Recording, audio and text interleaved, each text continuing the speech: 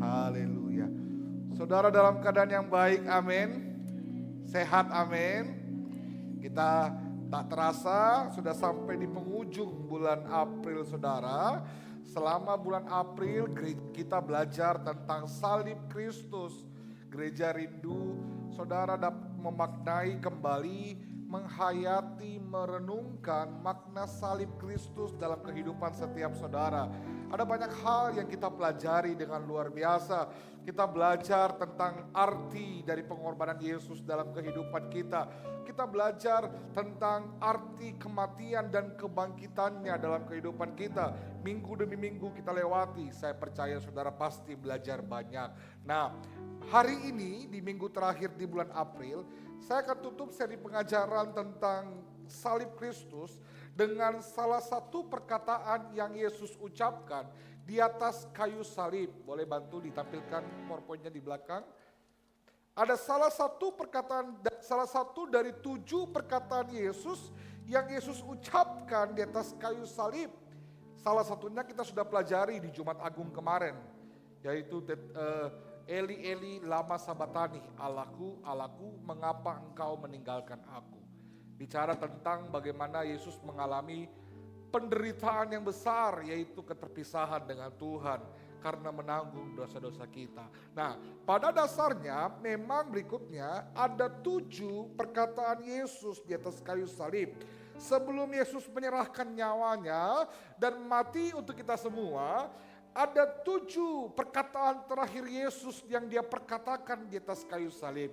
Saya rindu kita punya banyak waktu untuk belajar ini, tapi sangat terbatas. Itu sebabnya kita hanya belajar beberapa saja. Kalimat yang pertama Yesus berkata, "Ya Bapa, ampunilah mereka karena mereka tidak tahu apa yang mereka perbuat." Dalam Lukas 23 ayat 34.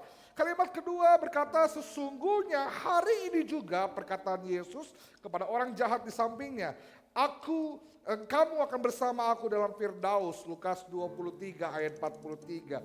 Yang ketiga Yesus berkata, "Ibu, inilah anakmu, inilah ibumu." Dalam Yohanes 19, 26 ayat 27. "Allahku, Allahku," ini yang kita pelajari di Jumat Agung kemarin. "Eli, Eli lama sabatani, mengapa engkau meninggalkan aku?" Matius 27 ayat 46. Yesus menunjukkan penderitaan terbesar yang dia tanggung untuk kita. Bukan penderitaan jasmani, tapi penderitaan rohani. Dia mengizinkan dirinya mengalami keterpisahan dari Allah karena dia harus menanggung dosa-dosa kita. Lalu ada perkataan "aku haus" dalam Yohanes 19:28. Kemudian yang akan kita pelajari malam ini, "sudah selesai" atau tetelestai dalam Yohanes 19:30.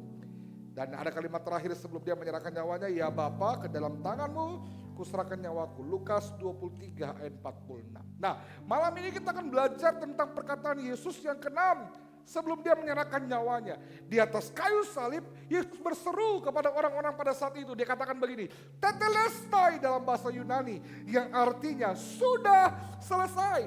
Apa arti dari kalimat sudah selesai yang Yesus perkatakan? Saya sangat percaya bahwa perkataan Yesus ini bukanlah perkataan putus asa karena penderitaan yang dia alami. Ya, bersyukurlah saudara karena Yesus bilang sudah selesai. Dia tidak bilang selesai maka. Itu beda lagi saudara. Kita kalau bikin salah di kantor, uang kantor kita kasih hilang, apa kita bilang, aduh selesai maka ini, mati Pak, begitu ya. Tapi Yesus berkata sudah selesai. Apa maknanya? Mari kita baca firman Tuhan. Yohanes 19 ayat 30. Demikianlah firman Allah. Sesudah Yesus minum anggur asam itu, berkatalah ia, sudah selesai. Lalu ia menundukkan kepalanya dan menyerahkan nyawanya. Apa yang dimaksud dengan kalimat sudah selesai? Pada saat itu saudara, Yesus mengerjakan karya keselamatan buat kita. Dia mati di atas kayu salib mengerjakan pekerjaan yang agung untuk menebus dosa saya dan saudara. Dan saat dia di atas kayu salib, setelah semua penderitaan yang dia lewati, next slide, maka berserulah Yesus, sudah selesai. Ini bukan seruan kekalahan atau putus asa, tetapi ini sebuah proklamasi kemenangan. Bahwa Yesus telah menyelesaikan pekerjaannya untuk kita semua. Karya keselamatan sudah dia kerjakan buat kita. Pada saat itu iblis telah dikalahkan, kuasa maut dikalahkan. Hari ini kita memperoleh keselamatan. Bolehkah kita kasih tepuk tangan untuk Tuhan kita yang luar biasa? Haleluya, haleluya, haleluya. Itu sebabnya saudara, hari ini saya mau kita sama-sama belajar seruan kemenangan Yesus tentang sudah selesai, tetelestai atau it's finished. Saudaraku, kata tetelestai atau sudah selesai, next slide, dalam bahasa Yunani itu berasal dari kata kerja teleo, yang artinya setidaknya ada 3. Ada banyak sekali terjemahan tentang kata ini, tapi saya mau bagi buat kita setidaknya ada 3. 1 artinya menyelesaikan, 2 artinya menyempurnakan, 3 artinya membayar lunas. Kalau kita mau sederhanakan, arti dari seruan Yesus sudah selesai atau tetelestai itu dapat disimpulkan dengan 3 kata. 1 selesai, 2 sempurna, 3 lunas. Ini 3 kata kunci. Arti dari seruan Yesus sudah selesai. Mari kita lihat satu persatu. Apa maksudnya? Ternyata pada saat Yesus berseru sudah selesai atau kata tetelestai. Kata tetelestai itu adalah kata yang sangat dekat dengan orang-orang masyarakat pada saat itu. Kalau kita kan jarang dengar. Kita asing sama kata itu. Tapi kata tetelestai buat orang-orang pada zaman Yesus merupakan kalimat atau kata yang dekat dengan mereka. Sering mereka dengar dalam kehidupan sehari-hari. Nah, dalam penerapan kehidupan sehari-hari penggunaan kata ini, Yesus menunjukkan maksud dari perkataannya. Mari kita lihat satu persatu. Ada setidaknya 3 makna tetelestai bagi orang percaya, atau makna kalimat sudah selesai yang Yesus katakan di atas kayu salib. Yang pertama, next slide. Ketika Yesus berteriak tetelestai atau sudah selesai, nah kata tetelestai itu dikenal pada saat itu oleh masyarakat adalah kata atau kalimat yang sering diucapkan oleh seorang pengerja atau orang yang bekerja mengerjakan sesuatu. Kalau misalnya seorang pengerja rumah, waktu dia mengerjakan rumah 1 bulan, 2 bulan dia bekerja, 3 bulan dia bekerja, 4 bulan. Selesai nih rumahnya, maka dia akan keluar dari tempat itu dan berkata, it's finished, tetelestai, atau sudah selesai. Artinya pekerjaan yang dilimpahkan atau diberikan sebagai tanggung jawab kepadanya sudah dia selesaikan. Nah, kata tetelestai yang pertama digambarkan seperti bentuk orang yang menyelesaikan tanggung jawabnya. Contoh lainnya adalah begini. Next slide. Kata tetelestai itu juga sering didengarkan dari budak-budak pada saat itu, yang ketika mereka diperintah oleh tuannya, mereka mengerjakan perintah tuannya. Saat perintahnya selesai dikerjakan, para budak akan kembali pada tuannya dan berkata tetelestai atau sudah selesai, sebagai sebuah laporan kalau dia mengerjakan tanggung jawab yang diberikan kepadanya. Nah, pada saat Yesus berteriak di atas kayu salib, sudah selesai, tetelestai. Kata itu Yesus sampaikan dan serukan sebagai bentuk tanggung jawab mengerjakan karya keselamatan dalam kehidupan kita. Yesus, kata kunci yang pertama tadi, menyelesaikan tugasnya buat kita. Jadi makna yang pertama, next slide, dari kata tetelestai atau sudah selesai, artinya yang pertama adalah membuktikan kepada kita, mengingatkan kepada kita bahwa Yesus itu adalah Tuhan yang selalu menyelesaikan pekerjaannya dalam kehidupan kita. Pak, Tuhanmu tidak akan mengerjakan sesuatu dengan setengah-setengah, katakan amin. Dia tidak akan kerjakan sesuatu setengah-setengah, Pak. Buktinya adalah begini, penderitaan Yesus begitu berat. Waktu dia menopang salib menuju pada bukit itu, sebelum dia disalib, berulang kali Alkitab catat karena beratnya penderitaannya dia terjatuh. Tetapi Alkitab catat setiap kali dia terjatuh, dia bangkit lagi. Pada saat itu Yesus ditawari untuk minum air anggur asam yang dicampur dengan mur sebagai obat bius, supaya orang-orang yang disalib pada saat itu diharap tidak mati di jalan karena kesakitan. Mereka harus sampai di kayu salib. Kenapa? Supaya mereka lebih lama merasakan penderitaan. Tetapi Yesus pada saat itu menolak. Dia mengizinkan dirinya memikul semua penderitaan secara utuh. Tapi saudara bisa bayangkan, kalau kita jadi Yesus mungkin, entah di kali keberapa kita jatuh, kemudian kita pikir, terlalu berat nih, sudah kuat. Saudara perhatikan, tapi Yesus sesering dia jatuh, sesering itu dia bangkit. Kenapa dia terus bangkit, Pak? Setiap kali dia jatuh. Waktu dia jatuh tergeletak, dia angkat tubuhnya. Jatuh, dia angkat. Kenapa? Karena dia tahu dia harus menyelesaikan karya keselamatan itu. Bukan mati di tengah jalan, tapi di atas kayu salib. Dia harus menyelesaikan itu. Pak, itu artinya begini. Kalau karya keselamatan saja dia selesaikan sampai tuntas, apalagi pemeliharaannya atas kehidupan kita. Dia tidak akan mengerjakan sesuatu dengan setengah-setengah.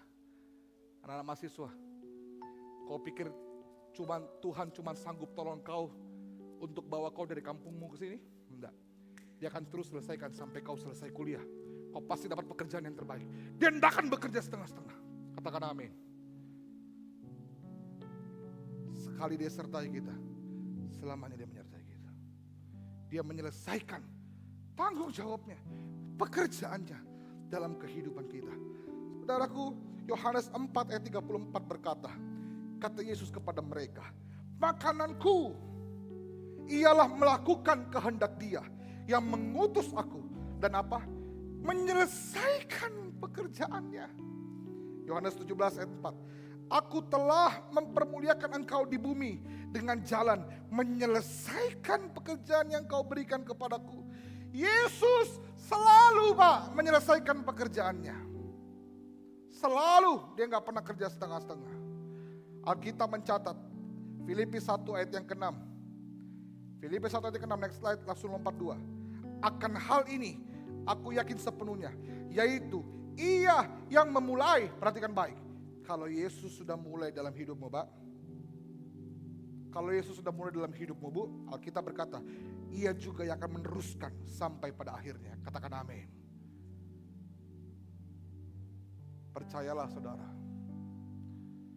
bahwa Tuhan kita adalah Allah yang bertanggung jawab menyelesaikan pekerjaan di dalam kehidupan kita. Tahukah saudara bahwa pekerjaan Yesus bukan hanya sekedar menyelamatkan dan menebus kita, tetapi juga Dia punya tanggung jawab untuk menggenapi seluruh nubuatan dalam perjanjian lama. Boleh sebelumnya, Pak, Bu, dalam perjanjian lama itu ada begitu banyak nubuatan tentang kedatangan Mesias. Secara detail, spesifik. Mari kita lihat satu persatu. Dan tahukah saudara, semua nubuatan itu Yesus genapi dalam perjanjian baru. Alkitab catat di dalam perjanjian lama akan ada anak domba yang menebus dosa manusia. Yesus menjadi anak domba itu, Pak. Akan ada darah yang tercurah sebagai bentuk pengampunan. Yesus mencurahkan darahnya. Dalam Zakaria 12 ayat 10 dikatakan Mesias akan ditikam dan didera. Itu pun digenapi oleh Tuhan. Mazmur 41 ayat 9. Mesias akan dikhianati oleh sahabatnya. Yesus mengalaminya. Zakaria 11, 12, 13. Dijual dengan 30 keping perak. Yesus menggenapinya. Mazmur 22, 16. Tangan dan kakinya ditusuk. Mazmur 22, 18. Pakaiannya diundi. Mazmur 69, 21. Dia meminum anggur asam. Keluaran 12, 46. Kakinya tidak dipatahkan. Pak, Bu, tahukah saudara bahwa secara detail Yesus menggenapi semua nubuatan yang ada. Semua tugasnya, setiap detailnya diselesaikan, Pak. Maka hari ini mengapa kita khawatir? Ada bagian-bagian hidup kita yang tidak diperhatikan Tuhan. Padahal Tuhan kita, Yesus, begitu bertanggung jawab menyelesaikan apa yang Dia mulai dalam kehidupan kita.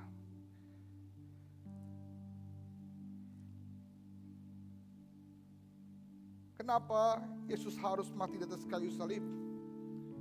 Karena Dia tahu persis bahwa hanya Dialah yang sanggup menyelesaikan karya keselamatan itu. Alkitab mencatat banyak tokoh-tokoh dalam perjanjian lama, bahkan perjanjian baru, yang begitu penuh kuasa, melakukan banyak perkara besar, mujizat. Ada Elia, ada Elisa, ada Paulus, ada Petrus. Tapi semua tokoh-tokoh Alkitab ini tidak ada satupun Pak yang dapat menebus dosa kita. Karena kalau mereka orang kudus yang sanggup menebus dosa kita, Yesus tidak perlu lahir buat kita. Tapi Yesus tahu hanya Dialah yang sanggup menyelesaikan dosa kita. Manusia tidak dapat menyelesaikan dosanya sendiri. Maka next slide, pelajaran baik buat kita. Yesus menyelesaikan. Next slide. Apa yang tidak bisa diselesaikan oleh manusia, diselesaikan Allah di atas kayu salib. Kebenaran ini mengajari kita sesuatu Pak, hal yang penting. Yesus tahu kita gak bisa menyelesaikan dosa kita, maka apa yang tidak mampu kita selesaikan, Dia yang selesaikan di atas kayu salib. Yesus mau ngajarin kita begini, ternyata ada yang bagian kita, ada yang bagian Tuhan. Saudara harus jujur dan sepakat bersama bahwa seluruh dalam kehidupan kita ini tidak semuanya sanggup kita selesaikan. Setuju? Kita gak bisa selesaikan semuanya. Ada masalah pergumulan dalam hidup kita yang kita gak mampu selesaikan. Kenapa? Karena Yesus ngajarin kita, ternyata ada bagian kita, ada bagian Tuhan. Dan semua yang tidak sanggup kita selesaikan, itu diselesaikan oleh Tuhan di atas kayu salib. Maka next slide, kesimpulannya, kebenarannya adalah begini. Saudara mesti sama-sama percaya bahwa semua yang di luar kemampuanmu itu bukan bagianmu. Itu bagiannya Tuhan. Kita gak bisa selalu ubah suami kita. Kalau di luar kemampuan kita, berarti bukan bagian kita. Kita gak selalu bisa ubah istri kita. Kita gak selalu bisa kendalikan keadaan kita. Tapi Alkitab bilang begini, ada bagian kita, ada bagian Tuhan. Apa yang di luar kemampuan kita, itu bukan bagian kita. Semua yang di luar kemampuan kita, itu bagiannya Tuhan. Dan kalau itu bagiannya Tuhan, Dia akan selesaikan dalam bagi kehidupan kita. Boleh kasih tepuk tangan buat Tuhan kita yang dahsyat. Arti sudah selesai, yang pertama adalah Dia menunjukkan bukti bahwa Dia bertanggung jawab mengerjakan apa yang menjadi bagiannya. Hari ini, seberapa kita yang mau jujur dalam kehidupan kita, bahwa memang tidak semua ada dalam kendali kita. Tidak semua dapat kita selesaikan. Adalah masalah-masalah yang lebih berat mungkin dari kemampuan kita. Lebih besar daripada kesanggupan kita. Dan Tuhan mengajari kita untuk menyerahkan apa yang menjadi bagiannya. Kerjakan dengan baik apa yang menjadi bagian kita. Serahkan kepada Tuhan yang baik apa yang menjadi bagiannya. Yang pertama, next slide, makna tetelestai atau kalimat sudah selesai yang diserukan oleh Yesus membuktikan bahwa Ia selalu menyelesaikan pekerjaannya dalam kehidupan kita. Yang kedua, apa makna dari seruan Yesus sudah selesai di atas kayu salib? Yesus mau membuktikan dan menunjukkan kepada kita bahwa semua yang Dia kerjakan dalam hidup kita pasti adalah yang sempurna. Kata tetelestai atau kata sudah selesai pada saat itu juga dikenal oleh masyarakat sebagai kalimat yang sering mereka dengar dari, next slide, para pelaku seni pada saat itu. Baik pelukis ataupun pemahat patung.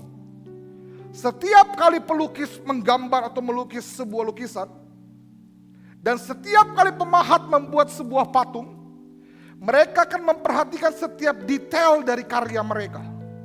Setiap kali ada yang keliru, mereka akan perbaiki. Mereka akan butuh waktu yang begitu lama untuk mengerjakan karya mereka.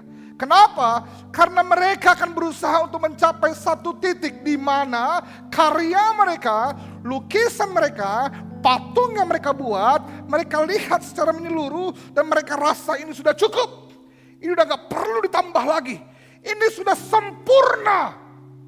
Maka saat karya mereka dianggap sempurna dan tidak lagi perlu ditambah, pelukis akan meletakkan kuasnya, pemahat akan meletakkan alat pahatnya, kemudian mereka mundur lebih jauh, melihat karyanya, dan kemudian mereka berkata, it's finished, tetelestai, sudah selesai. Yang artinya, karya yang mereka buat itu sempurna dan tidak perlu diganti, perbaiki, atau ditambahkan lagi. Saat Tuhan mati di kayu salib, dia berteriak tetelestai atau sudah selesai, itu membuktikan bahwa karya keselamatannya buat kita itu sudah sempurna dan tidak perlu ditambahkan lagi. Katakan amin.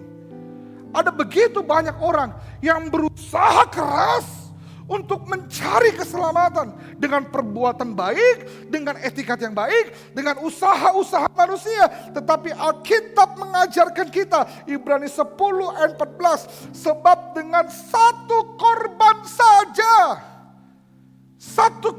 saja, Yesus saja cukup untuk menyempurnakan selamanya mereka yang dikuduskan. Makanya Paulus ngajarin kita, Efesus 2 ayat 8-9. Sebab karena kasih karunia kamu diselamatkan. Keselamatan kita 100% adalah karyanya Tuhan. Bukan karena usaha kita. Itu sebabnya hari ini kita dapat berbangga bahwa keselamatan menjadi pasti buat yang percaya. Karena keselamatan kita tidak bergantung pada diri kita, tapi bergantung pada karya Allah yang sempurna untuk kita. Hari ini kalau keselamatan kita bergantung sama perbuatan kita, saya pun sebagai hamba Tuhan mungkin ragu, Pak. Saya diselamatkan gak ya? Apalagi kita semua. Siapa yang dapat berdiri tegak dan berkata, saya pasti diselamatkan karena perbuatan saya? Tidak ada satupun kita pasti yang berani. Tapi hari ini bersyukurlah kita, karena keselamatan kita tidak bergantung pada kita. Keselamatan kita bergantung pada karya Allah yang sempurna untuk kita. Boleh kasih tepuk tangan buat Tuhan kita. Tetelestai, sudah finish. Yang artinya, ada Jessica, boleh minta HP saya? iPadku mati. Sudah selesai. Artinya karya keselamatannya buat kita sudah sempurna dan cukup. Pak, poin kedua mengajari kita, terima kasih, bahwa kalimat sudah selesai yang Yesus proklamasikan mengingatkan kita bahwa dia tidak hanya menyelesaikan pekerjaannya, tetapi dia juga akan menyelesaikan pekerjaannya dengan sempurna. Katakan amin. Tidak akan cacat, Pak. Tidak akan kurang. Pasti yang terbaik. Seringkali dalam hidup kita berulang kali kehilangan hal-hal yang baik. Tapi percayalah, Tuhan tahu apa yang terbaik. Kita kehilangan apa yang kita anggap baik. Tapi karya Tuhan untuk kita pasti yang terbaik. Boleh bantu berikutnya. Keselamatan kita menjadi pasti di dalam Tuhan karena pekerjaan penebusannya sempurna. Berikutnya, percayalah saudara bahwa semua yang Tuhan kerjakan dalam kehidupan kita pasti diselesaikan dengan sempurna. Saudara bayangkan bagaimana Tuhan merancangkan kehidupan manusia. Saudara bisa bayangkan menjadi seorang Ayub. Ayub begitu saleh sama Tuhan. Tapi Tuhan izinkan dia mengalami penderitaan. Kalau kita melihat Ayub hanya dari penderitaannya, maka kita akan menganggap Ayub ini orang yang paling kasihan dan paling dikutuk Tuhan. Dia orang yang saleh, Pak. Dia menjaga namanya di hadapan Tuhan. Tapi Tuhan izinkan mengalami penderitaan. Apakah Tuhan gagal dalam merancangan kehidupannya? Ternyata tidak. Ada maksud dan tujuan. Di akhir kisah Ayub, Ayub berkata, dari kata orang aku mendengarkan tentang Engkau, tapi hari ini mataku memandang kepada Engkau. Allah mengerjakan pekerjaannya dengan sempurna. Kalau saudara melihat Daniel hanya dari gua singa, saudara akan menganggap Daniel orang yang paling malang. Karena dia menjaga hatinya, menjaga sikapnya, menjaga kerohaniannya, hubungan dengan Tuhan. Tapi dia harus dibuang di gua singa. Tetapi gua singa tidak menghancurkan Daniel. Gua singa justru menjadi alat kemuliaan Tuhan melalui Daniel. Akhir kisah Daniel, orang-orang pada saat itu bahkan raja menyembah kepada Tuhan karena kesaksian Daniel. Kalau saudara melihat Yusuf, hanya dari penderitaannya dibuang sumur jadi budak, difitnah, masuk penjara. Saudara akan menganggap Yusuf ini orang yang paling ter-PHP. Karena Tuhan janji dia jadi raja, jadi pemimpin. Tapi kenyataannya Yusuf harus melewati masa-masa menjadi budak. Saudara bisa bayangkan, dijanji jadi pemimpin, kenyataannya jadi budak. Sejauh apa itu saudara? Tapi ternyata Tuhan tak pernah mengerjakan pekerjaan yang setengah-setengah. Dan Tuhan selalu mengerjakan dengan sempurna. Maka yang diizinkan jadi budak dapat Tuhan angkat menjadi pemimpin nomor 1 hanya dalam waktu 1 malam. Kalau engkau melihat hidupmu hanya dari bagian-bagian yang buruk saja, maka kita akan cenderung mudah menghakimi Tuhan, marah sama Tuhan. Tapi percayalah, Dia Tuhan yang setia. Dia akan menyelesaikan pekerjaannya, dan pekerjaan yang diselesaikan pasti sempurna. Itu artinya begini kebenarannya. Kalau segala sesuatu dalam hidup kita hari ini terasa belum sempurna, jangan-jangan memang Tuhan belum selesai. Sabar sampai waktunya Tuhan menyelesaikan, dan karya keselamatan yang sempurna menjadi bagian kita. Saya tadi pagi sharing di KKR Youth, saya bicara tentang kuasa kebangkitan. Ada sebuah perenungan yang mendalam dari kuasa kebangkitan. Ketika Yesus mau disalib saudara, saya berusaha untuk merasakan apa yang dirasakan oleh murid-murid Yesus. Murid-murid Yesus ini 3,5 tahun makan tidur sama Yesus. Mereka melihat pekerjaan-pekerjaan ajaib yang Yesus kerjakan. Saya kalau jadi murid-murid Yesus, saya akan sangat mengagumi Yesus sebagai Tuhan dan guru saya. Karena semua pekerjaan yang dahsyat yang dia kerjakan, hikmat yang diajarkan. Tapi ada satu malam mereka harus menyaksikan dengan mata kepala mereka, guru yang mereka agungkan, Tuhan yang mereka puja, panutan mereka, idola, mungkin menjadi tokoh penting dalam hidup mereka, harus di depan mata mereka ditangkap untuk disalib. Dan di hari kematian Yesus, murid-murid Yesus harus berbesar hati untuk mengakui dan menerima kenyataan bahwa Tuhan mereka, guru mereka tergantung Pak di atas kayu salib. Saya kalau jadi murid Yesus, saya bilang begini, Yesus kenapa kau tidak balas kah? Kenapa kau tidak lepaskan dirimu? Lihat kowe, semua orang ketawai kita. Dia bilang begini, kalau kau betul-betul anak Allah, lepaskan kau dirimu. Yesus kenapa kau kasih malu Ki? Kenapa kau izinkan kau tergantung di kayu salib? Kau bisa buat banyak hal. Tapi Yesus tahu dia harus menyelesaikan pekerjaan itu untuk kita. Saudara bisa bayangkan perasaan menjadi murid-murid Yesus. Apa yang menjadi pegangan mereka? Tidak ada. Guru mereka tergantung, Tuhan mereka mati di kayu salib. Mereka seperti seolah-olah kehilangan pengharapan. Tapi jangan lupa, ada satu pegangan yang Tuhan berikan kepada murid-muridnya sebelum dia disalib. Apa itu? Janji bahwa dia akan bangkit di hari ketiga. Dia sudah janji dia akan bangkit di hari ketiga. Tapi kenyataannya murid-murid Yesus begitu terpukul dengan kondisi Tuhannya, begitu terpukul dengan situasi yang ada. Mereka sangat berlarut-larut dalam apa yang mereka lihat dengan mata jasmani. Sampai-sampai mereka melupakan janji Tuhan. Siapa yang ingat? Tentara Romawi. Tentara Romawi ingat di hari ketiga dia sudah berkata dia akan bangkit. Tapi Pak, Bu, kebangkitan Yesus membuktikan kepada kita bahwa dia Tuhan yang tidak pernah melupakan janjinya. Dia tidak pernah lalai melupakan janjinya.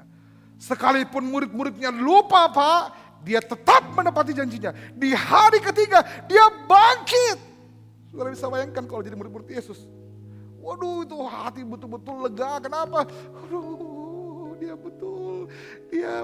Dia tepati tahu janjinya, bangkit ke Yesus. Nah, saya nggak tahu. Jangan-jangan hari ini kita mengalami kondisi-kondisi seperti waktu-waktu Yesus disalibkan. Seperti Yesus tidak merespon jawaban kita. Tidak ada respon dari Tuhan. Tidak ada pertolongan dari Tuhan. Tidak ada jalan yang terbuka. Terus kita bilang, Tuhan kenapa kau diam? Kenapa kau diam Tuhan?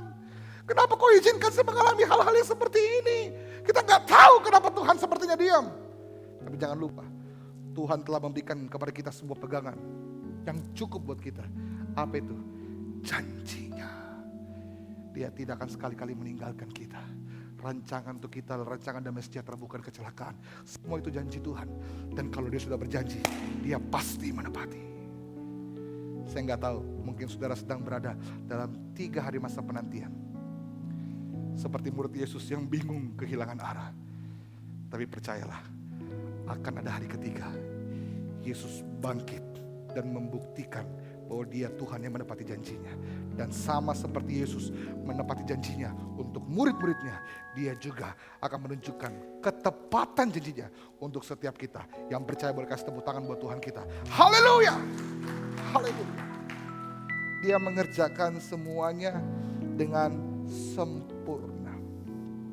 Yang terakhir, kata sudah selesai atau tetelestai yang Yesus serukan menunjukkan bukti bahwa dia Allah yang selalu menepati dan menyelesaikan pekerjaannya. Dia juga mengerjakan semuanya dengan sempurna. Tapi yang ketiga, ingat kata kuncinya, selesai, sempurna, lunas. Kata sudah selesai atau tetelestai yang Yesus ucapkan, ternyata pada saat itu juga dikenal sebagai kalimat atau kata yang sering didengar oleh para pedagang atau usahawan pada saat itu. Karena pedagang dan usahawan dikenal sebagai orang yang berutang untuk mengelola usaha mereka. Next slide. Dan pada saat mereka punya utang yang begitu banyak dan mereka selesaikan pembayaran utang mereka, lunas semuanya, maka akan diberikan stempel yang besar ya kepada surat-surat utang mereka dengan tulisan begini, tas tetelestai, atau sudah selesai atau sudah lunas. Bukti bahwa tidak ada lagi tanggung jawab, beban yang harus dibayar. Nah, kalau saudara punya utang Shopee Pay Later, saudara relate dengan ini. Ya. Kita waduh susahnya mau tanggal 20 bayar, tanggal 20 bayar. Tapi setelah bertahun-tahun bayar, akhirnya bulan depan yang terakhir selesai gitu ya. Atau saudara punya utang di retenir, setiap bulan itu orang datang ke rumah ketok-ketok. Setiap bulan datang ketok-ketok. Kita sembunyi di bawah kasur, di bawah lemari, semua sudah di tempat sembunyi. Dia tahu juga, bingung. Tapi pelan-pelan kita bayar sampai setelah 5 tahun, bulan terakhir kali ini terakhir kita bayar. Bulan itu berbeda. Yang biasanya didatangi, kali itu dia pakai pakaian yang paling bagus. Dia bilang begini, jam aku datang ke rumah, biar saya yang ke sana. Wih, keren. Sampai ke sana, dia kasih keluar dari dompetnya uang cash, dia hitung. Wih, sudah selesai. Di depan matanya dengan penuh keyakinan dan kepercayaan diri, dia bantu dan dia bilang begini, selesai utangku, jangkut lagi, hapus nomorku di situ. Saudara mengerti? Ada sebuah ikatan beban yang dilepaskan. Kenapa? Karena harga yang sudah dibayar lunas. Nah, kata tetelestai itu dikenal sebagai seruan dari orang-orang yang terbebas daripada utang-utang mereka. Nah, waktu Yesus berteriak, bukan hutang Yesus yang lunas, tapi hutang kita yang lunas.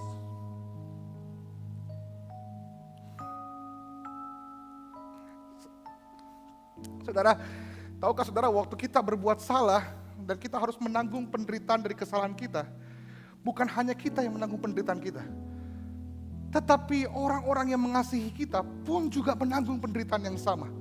Kalau saudara punya anak, saudara pasti ngerti. Kalau anak saudara sakit, bukan cuma anak saudara yang sakit, saudara juga pasti rasa sakit. Kalau kita berbuat salah, kita harus menanggung konsekuensi, bukan cuma kita yang sakit, Pak. Tapi orang-orang yang mengasihi kita, orang tua kita, suami kita, istri kita juga sakit. Saya pernah melayani, ada satu anak remaja ditangkap di kantor polisi, Pak. Tengah malam saya datang ke sana, bukan dia yang nangis, mamanya yang nangis. Anakku. Saya lagi membayangkan begini saudara, waktu kita punya begitu beban yang berat, bukan cuma kita yang merasakan beban itu, tapi Tuhan kita, Bapa kita, Dia sayang sama kita, Dia juga merasakan. Artinya begini, waktu hutang kita lunas Pak, kita begitu bahagia, ada orang lain yang begitu bahagia juga. Kenapa? Karena Dia sayang sama kita, dan Dia tahu kita sudah dibebaskan dari hutang kita. Nah waktu Yesus berteriak, sudah selesai, ini teriak sukacita Yesus, karena hutang kita sudah diselesaikan. Kita dibayar lunas. kebahagiaan Tuhan yang besar. Karena kita sudah dibayar lunas. Ini merupakan seruan kegembiraan, seruan sukacita yang besar. Karena hari ini kita tidak lagi harus membayar apapun. 1 Korintus 6 ayat 20. Sebab kamu telah dibeli dan harganya telah lunas dibayar. Maka muliakanlah Allah dengan tubuhmu. Ayat ini mengingatkan kepada kita, harganya sudah lunas dibayar. Tetapi harga yang dibayar lunas itu bukan hanya supaya kita terbebas saja, tapi supaya kita mampu mengerjakan apa yang menjadi kehendak Tuhan. Alkitab bilang begini, karena kamu sudah dibayar, dibeli, harganya telah lunas dibayar, maka muliakanlah Allah dengan tubuhmu. Pak, Bu, saudara mesti paham bahwa penebusan itu inisiatif Tuhan, bukan usaha kita. Ada banyak orang gagal mengerti. Mereka berusaha keras untuk mencapai surga, berusaha keras untuk berbuat baik, berusaha keras untuk mengerjakan sesuatu untuk mendapatkan keselamatan mereka. Tetapi Alkitab catat bagi kita bahwa keselamatan itu Tuhan berikan buat kita sebagai bentuk kasih-Nya buat kita. Maka yang mana lebih duluan Pak dari ayat ini? Yang mana lebih duluan? Harganya telah lunas dibayar atau memuliakan Allah? Harganya lunas dulu. Ada banyak orang berusaha untuk memuliakan Allah, berpikir supaya harganya lunas dibayar. Berusaha melayani supaya merasa kalau saya melayani Tuhan mengasihi saya. Kalau saya setia Tuhan baik sama saya. Ini akhirnya apa? Mereka berusaha mengerjakan sesuatu untuk berusaha mencapai sesuatu yang mereka rasa mereka harus raih. Padahal Alkitab mencatat semua harga itu sudah dibayar lebih dulu. Supaya hari ini kita dapat memuliakan Tuhan. Maka saudara perlu mengerti, next slide, ini kalimatnya. Kalaupun hari ini ada perjuangan-perjuangan yang saudara sudah alami, percayalah bahwa perjuangan saudara bukan supaya saudara menang. Saudara tetap berjuang karena saudara sudah menang. Saudara berjuang bukan supaya saudara diampuni, tapi saudara berjuang karena saudara sudah diampuni, sudah lunas dibayar. Jadi kalau sudah lunas, hari ini kita punya hak untuk memuliakan Tuhan. Dulu gak bisa, kita cuma bisa buat dosa aja. Kita hanya bisa buat dosa, menyakiti hati Tuhan. Tapi saat Yesus mati buat kita, semua kita diberi hak untuk memuliakan Tuhan, mengerjakan apa yang Tuhan senangi. Kata tetelestai pada saat itu dikenal juga, next slide, oleh orang-orang yang menyelesaikan masa tahanannya. Kalau mereka di penjara 5 tahun, di hari terakhir mereka akan keluar daripada penjara itu, kemudian menghirup udara yang segar, lalu mereka berteriak, tetelestai, selesai mi, sudah selesai. Pak, tahukah saudara bahwa ketika Tuhan berteriak di atas kayu salib sudah selesai, ini adalah seruan yang seharusnya memberikan kelegaan kepada kita. Karena beban-beban kita, tuntutan kita. Hari ini mengapa ada begitu banyak orang yang hidup dalam berbagai macam tekanan, hidup dalam begitu banyak tuntutan. Karena mereka berusaha untuk mereka menganggap mereka harus berusaha untuk mencapai sebuah titik-titik tertentu atau syarat-syarat tertentu. Untuk kita yang percaya, hari ini saudara, kita belajar bahwa kematian Yesus menjadikan, next slide, penebusan Yesus itu menjadikan hidup benar sebagai, bukan lagi menjadi sebuah syarat, tetapi menjadi sebuah respon. Kita melakukan apa yang benar bukan lagi supaya Tuhan mengasihi kita, bukan supaya Tuhan mengampuni kita, karena Tuhan telah lebih dulu mengasihi kita, Tuhan telah dulu mengampuni kita. Tapi kita belajar untuk hidup benar karena kita mau meresponi kebaikan Tuhan, kita meresponi kasih setia Tuhan, kita meresponi cintanya untuk kita. Saya akan tutup dengan ini, saudara. Saya sangat diberkati, next slide, dengan statement dari Timothy Keller. Ini sebuah konsep yang pasti akan memberkati saudara. Kalau saudara paham ini, hidup saudara tidak akan sama. Timothy Keller bilang begini, pada saat penciptaan, Tuhan berkata semuanya baik. Apalagi untuk manusia dikatakan sangat baik. Sama dengan seruan sudah selesai di hari ketujuh, Allah kemudian beristirahat. Dan setelah penebusan, tadi itu penciptaan, sekarang penebusan. Saatnya Yesus yang berteriak di atas kayu salib, "It's finished," tetelestai, atau sudah selesai. Supaya apa? Agar setiap kita hari ini dapat beristirahat. Tahukah saudara, next slide, ada dua perbedaan yang jelas antara kehidupan sebelum salib Kristus dan kehidupan setelah salib Kristus. Yang sebelah kanan saya berwarna merah itu restless life atau hidup yang tidak dapat beristirahat sebelum salib Kristus. Yang sebelah kiri warna hijau ini tulisannya salah. Harusnya rest life atau hidup yang beristirahat. Apa perbedaannya? Sebelum salib Kristus, Pak, kita akan selalu mengerjakan segala sesuatu digerakkan oleh ketakutan karena ketidakadanya kepastian. Sebelum penebusan Yesus, semua orang berusaha mencari keselamatannya masing-masing, berupaya dengan kemampuan mereka. Makanya ada kenapa begitu banyak orang yang mereka berusaha untuk melakukan sesuatu karena digerakkan oleh ketakutan. Ada orang-orang yang bekerja dengan keras, kenapa? Mereka takut miskin. Ada orang yang berusaha dengan keras, kenapa? Mereka takut gagal. Ada orang yang menikah, kenapa? Karena mereka takut kesepian. Mereka menjaga karena mereka takut kehilangan. Mereka berbuat baik karena mereka takut masuk neraka. Mereka berbuat baik karena mereka takut ditolak. Kehidupan yang restless life atau sebelum kematian Kristus itu tidak akan pernah mengalami ketenangan. Karena digerakkan oleh ketakutan. Merasa bertanggung jawab untuk diri sendiri, mengelola diri sendiri. Tapi di atas kayu salib, Yesus berteriak begini, sudah selesai. Tanggungan itu sudah dilunasi, dilepaskan buat kita. Ada kepastian untuk kita. Ada kepastian buat kita. Engkau dapat beristirahat dengan tenang. Kenapa? Karena Tuhanmu hidup dan pasti untukmu. Makanya ada lagunya kan. Sebab Dia hidup, ada hari esok.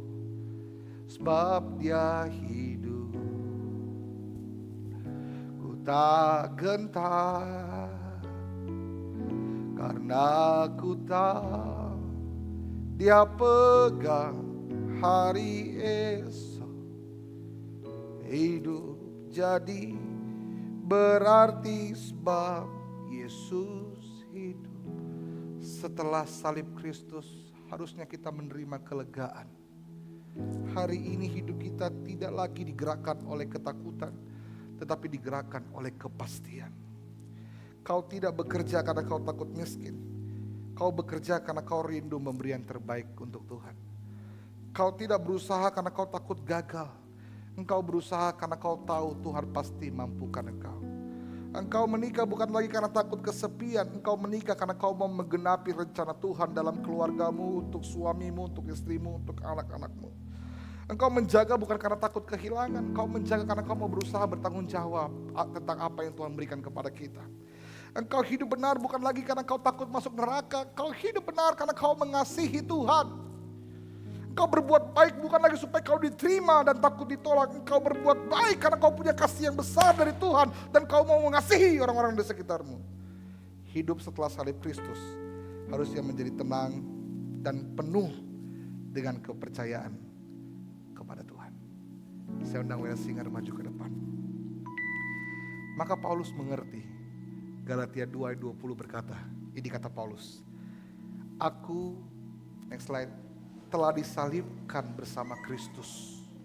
Dan hidupku bukan hidupku lagi. Tetapi apa? Kristus yang hidup dalam aku. Salibnya dan perkataan Yesus di atas kayu salib sudah selesai. itu membuktikan tanggung jawabnya yang besar untuk menyelesaikan pekerjaannya dalam kehidupan kita.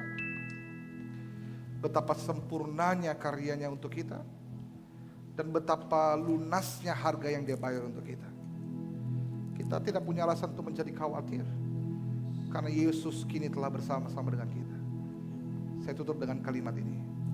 Maka saya berdoa malam ini saudara mengerti bahwa kematian Yesus bukan hanya sekedar untuk membawa kita masuk ke dalam surga saja, Pak. Tapi kematian Yesus juga adalah upaya untuk membawa Yesus masuk ke dalam kehidupan kita. Dan kalau Yesus tinggal dalam diri kita, maka kita akan hidup dalam kepastian. Mari bangkit berdiri. Makna tetelestai atau sudah selesai. 1, Yesus selalu menyelesaikan pekerjaan dalam hidup kita. 2, semua yang Yesus kerjakan dalam hidup kita pasti sempurna. 3, semua harga kehidupan kita telah dibayar lunas di atas kayu salib. Boleh kasih tepuk tangan untuk Tuhan kita. Sebab Dia hidup,